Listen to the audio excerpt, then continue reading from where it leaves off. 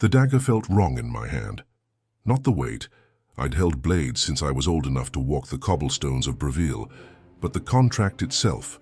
The parchment had arrived 3 days ago, sealed with the Black Hand's mark, and I'd read it 17 times before my hands stopped shaking enough to burn it.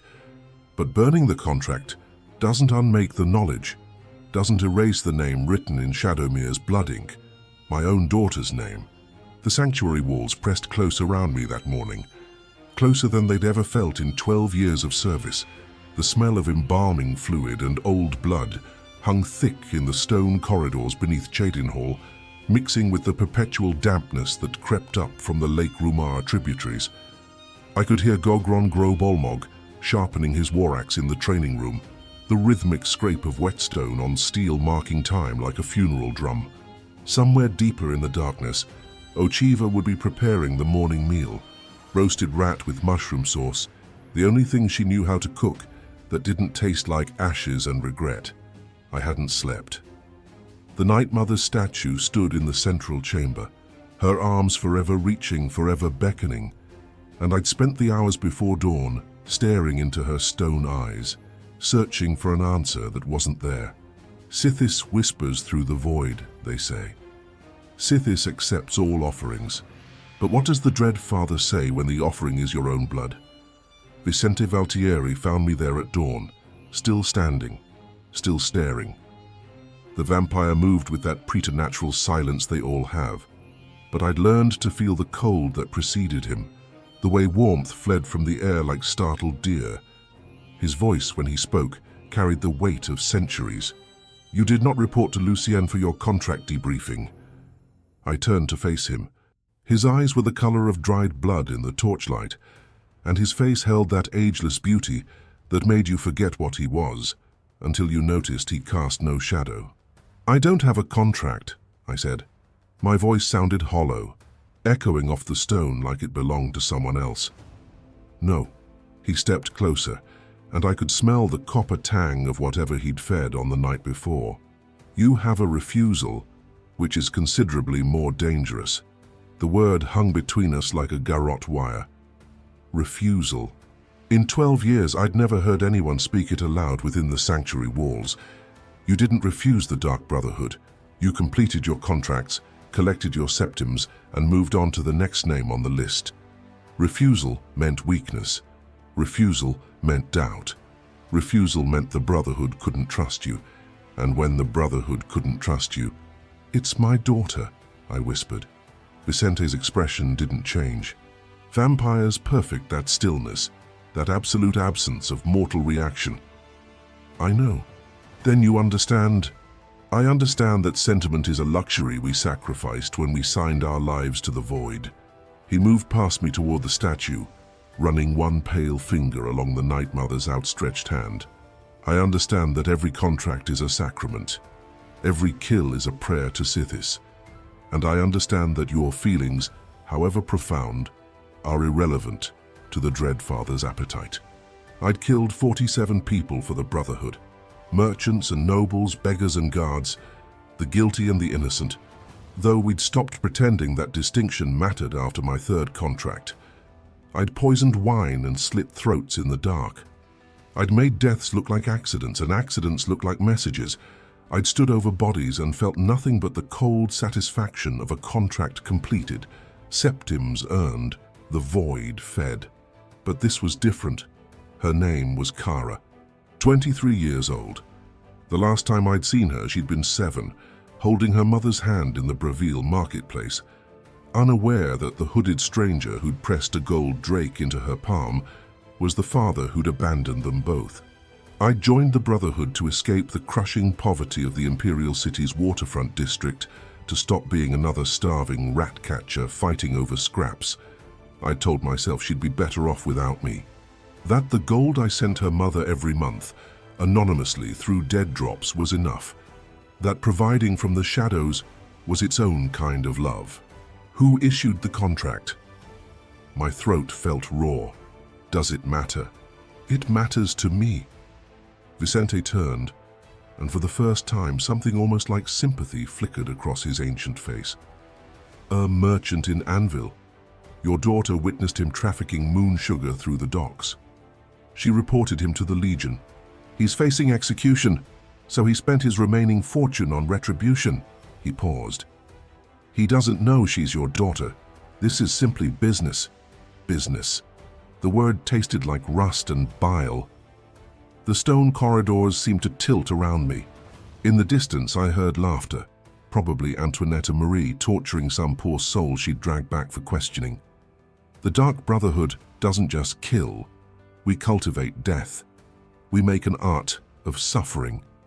And I'd been a devoted artist for over a decade. I'll take another contract, I said. Double the kills, triple. I'll go to Morrowind, hunt down those Morag Tong bastards, whatever you need. There is no negotiation with the Void. Vicente's voice had gone cold as the blood in his dead veins. The contract exists.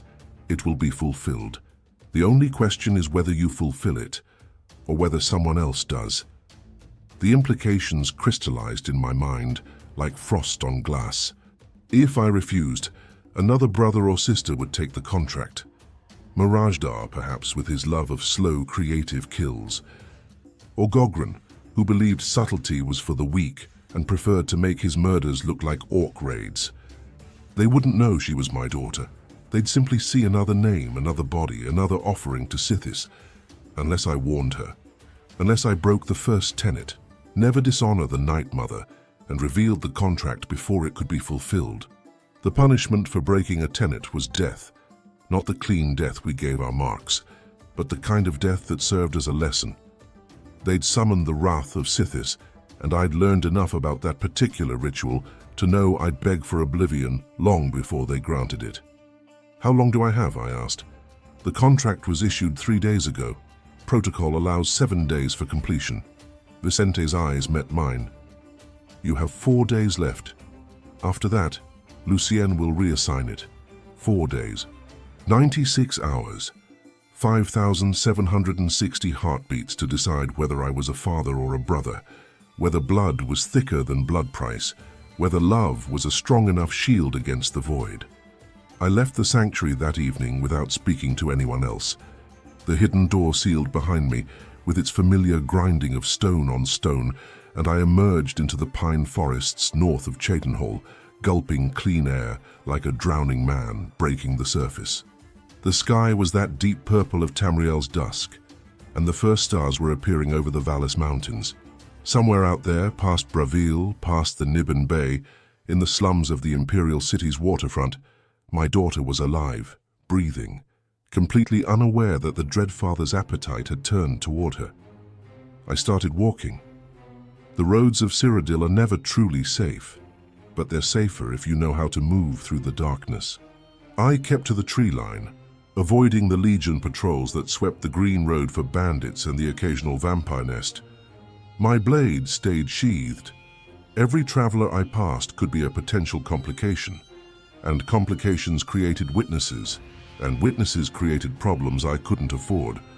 It took me 2 days of hard travel to reach the Imperial City. I'd been here countless times before. Some of my earliest contracts had been in the waterfront district, removing problematic debtors for the Thieves Guild or silencing witnesses before Legion trials. I knew every shadow, every alley, every loose cobblestone that would betray a careless footstep. The city smelled like it always did, sewage and baking bread, incense from the Temple of the One, and urine from the beggars who slept against its walls. I found her in a boarding house on the eastern edge of the waterfront, 3 stories of rotting timber that leaned against its neighbors like a drunk after too much shadow banish. The landlady was a gray-haired Nord woman with suspicious eyes, but 50 septims convinced her to tell me which room was Kara's and to forget she'd ever seen me. 3rd floor, west corner. I stood outside her door for an eternity, listening to the muffled sounds of the city beyond the walls. Dogs barking, couples arguing, a bard murdering a traditional Colovian ballad somewhere in the distance. My hand hovered over the handle. What would I say? I'm the father who abandoned you, and also I'm here because someone paid to have you murdered, and also I'm one of the murderers. But don't worry, I've decided not to murder you this time. I knocked. Footsteps. Light. Quick. The door opened a crack, revealing a sliver of face. One eye, brown like her mother's, and a cascade of dark hair that I remembered from that day in the Bravil marketplace. The eye narrowed with suspicion. I'm not buying anything, and I already paid rent. Kara. Her name felt strange on my tongue, foreign and familiar at once. I need you to listen very carefully. You're in danger. The eye widened. Then the door slammed shut. I heard the scrape of a bar being drawn across the inside. I don't know you. Go away or I'll scream for the guard. Your mother's name was Delia, I said through the wood. She died of droops 3 years ago. You have a scar on your left wrist from when you fell from the Bravil lighthouse dock trying to catch a mud crab. Your favorite food is tomato soup with potato bread. And every month, someone leaves you 50 septims in a hollowed-out book behind the bloated float inn. Silence. Then, slowly, the bar scraped back. The door opened wider. She looked like Delia. Same high cheekbones, same slight frame, same way of holding herself like she was ready to either fight or flee at a moment's notice. But her eyes, those were mine. Dark and hard and used to seeing too much. Who are you? Someone who should have been there. The words came out rougher than I intended. Someone who's trying to make up for that now. You reported a merchant in Anvil for moon sugar trafficking. Her face went pale. How do you know about that? Because he hired someone to kill you for it. I glanced down the hallway, checking for listeners. People like him don't go to the Legion for justice.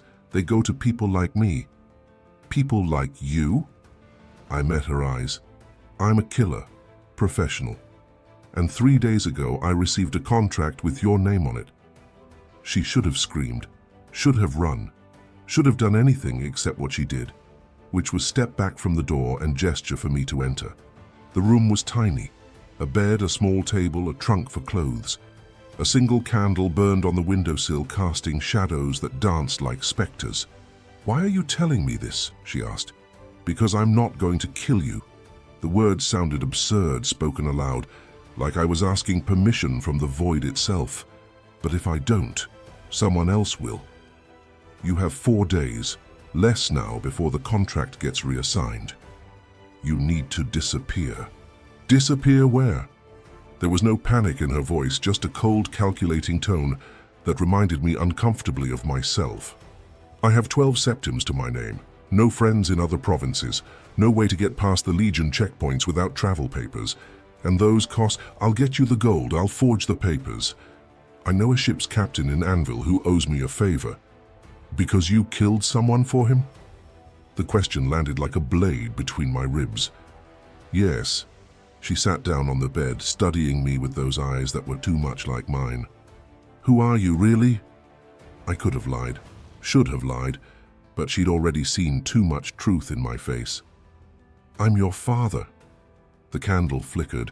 Outside, a dog howled, and someone threw a bottle that shattered against cobblestones. The silence in that tiny room stretched and stretched until I thought it might snap. My father is dead, she said finally.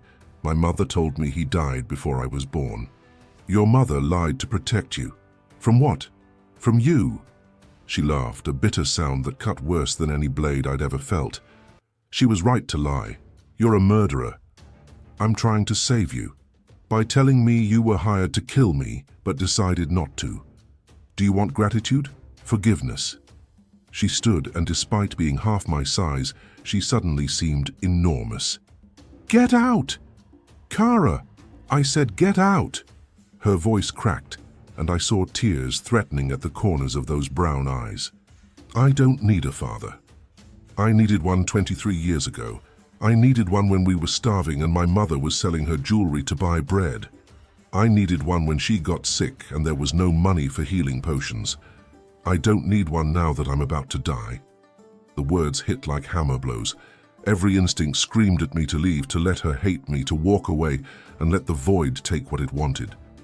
But I'd spent 12 years feeding the void. Maybe it was time to starve it. I'm not leaving, I said. Not until you're safe. Safe? She laughed again, wiping her eyes with the back of her hand. There's no safe. Not from people like you. You said it yourself. If you don't kill me, someone else will. So what's the point?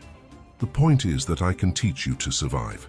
The plan was forming even as I spoke it, desperate and half mad. I can teach you to disappear, to move through shadows, to see a killer coming before they strike. I can give you what I should have given you years ago, a fighting chance. She stared at me for a long moment. Then she moved to the window, looking out at the waterfront's ramshackle skyline. How many people have you killed? 47. Did any of them have families? Most of them. Did you care? The honest answer stuck in my throat. No. She turned back to face me. Then why do you care about me? Because you're mine. Because I watched you grow from a distance and sent gold I'd earned with blood-soaked hands. Because every contract I've taken for 12 years has been an attempt to fill the void where a father should have been. Because the moment I saw your name on that parchment, something broke inside me that all the killing in Tamriel couldn't fix. But I couldn't say any of that. So I said, because refusing this contract means I'll die too. The Brotherhood doesn't tolerate betrayal. So if I'm going to die anyway, I'd prefer it to mean something. That at least was true. She considered this, her expression unreadable in the candlelight. Finally, she nodded. 4 days, you said? Less now. Maybe 3. Then you'd better start teaching. I spent the next 2 days turning a boarding house room into a training ground. I taught her the basics of blade work. Not the fancy swordplay they teach in the Legion, but the dirty, efficient killing strokes that kept you alive when honor was a luxury you couldn't afford. I showed her pressure points, where to strike to incapacitate versus where to strike to kill. I taught her to move silently, to check for followers, to trust no one. But more than that, I taught her to think like a brother, to see the world as a map of potential dangers, to calculate exits and weapons and vulnerabilities in every room she entered, to recognize the signs of a professional killer, the way they moved, the way they watched, the cold patience that separated us from common thugs. She learned quickly, too quickly. It terrified me watching how naturally she adapted to paranoia, how easily the lessons of violence settled into her bones. This was my legacy. Not the gold I'd sent, but this darkness I was passing down like a family curse. On the 3rd night, as we practiced knife techniques in the narrow space between bed and wall, she stopped mid-motion and met my eyes. You're going to die for this, aren't you? I lowered my blade. Probably. Was I worth it? The question hung in the air between us, heavy with all the years of absence and silence and blood.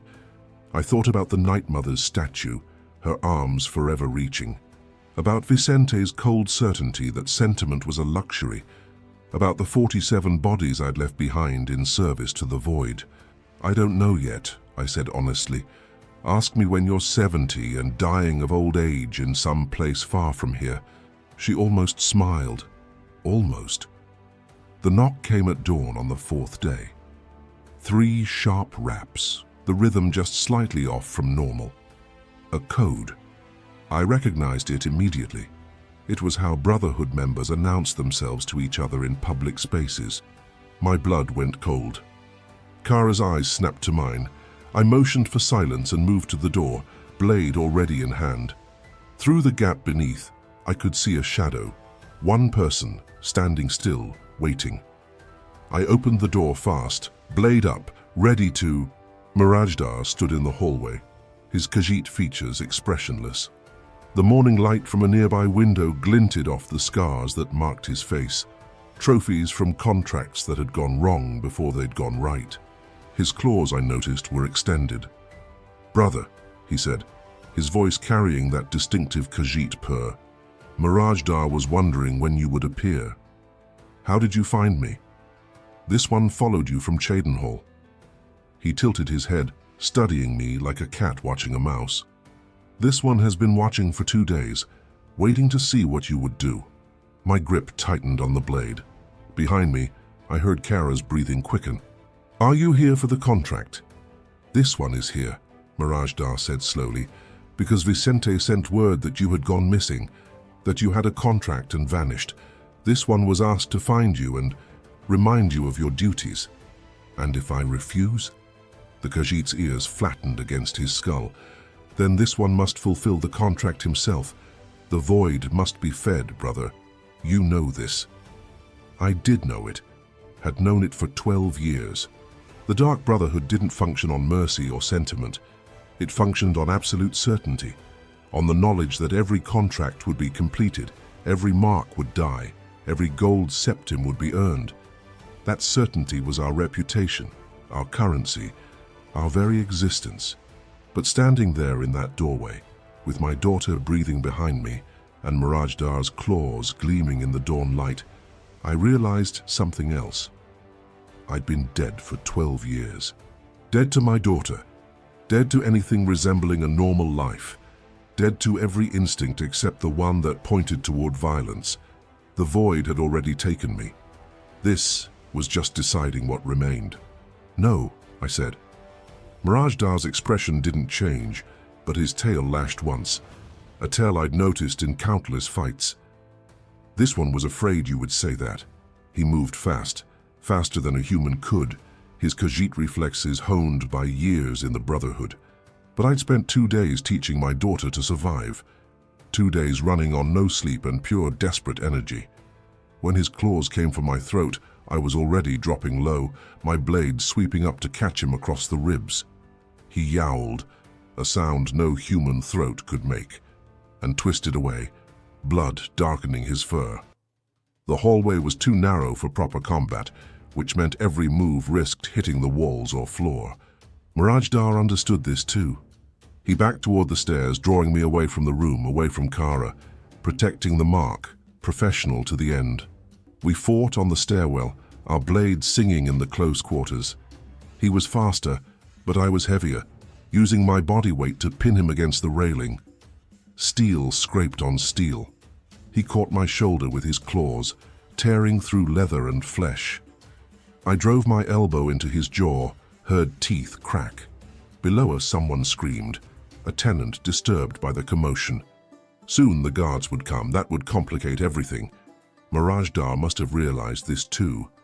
He disengaged, leaping backward down half a flight of stairs with that impossible feline grace. When he landed, he was already moving toward the exit, but he paused at the doorway to look back. "This one will report that you are lost to madness," he said, blood dripping from his mouth. "That the contract remains unfulfilled. Lucien will send others, many others. You cannot fight the entire Brotherhood, brother." "I know." "Then why?" I glanced up the stairs toward the room where my daughter waited with a knife in her shaking hands and 3 days of training that might keep her alive for 3 more. "Because some voids are deeper than others." Mirajdar studied me for a long moment. Then he was gone, vanishing into the waterfront's morning crowds like smoke. I climbed back up the stairs, my shoulder screaming where his claws had torn. Kara stood in the doorway, pale but steady, the knife held in a proper grip, low, blade up, ready to strike fast and dirty just like I'd taught her. "We need to move," I said. "Now." She grabbed her pack, already prepared, I noted with grim pride, and we fled into the Imperial City's labyrinth. I knew a dozen safe houses, bolt holes where the Brotherhood stashed supplies and stolen goods between contracts. We spent the next day moving between them, never staying more than an hour in any location, always watching for followers. By nightfall, I'd arranged everything. A ship leaving from Anvil, bound for Hammerfell. False papers identifying Kara as a merchant's apprentice. 500 septims, nearly all the gold I'd saved from 12 years of contracts. A letter of introduction to a friend in Sentinel who owed me enough favors not to ask questions. We stood at the Anvil docks as the ship prepared to sail, the setting sun turning the Abyssinian Sea into liquid gold.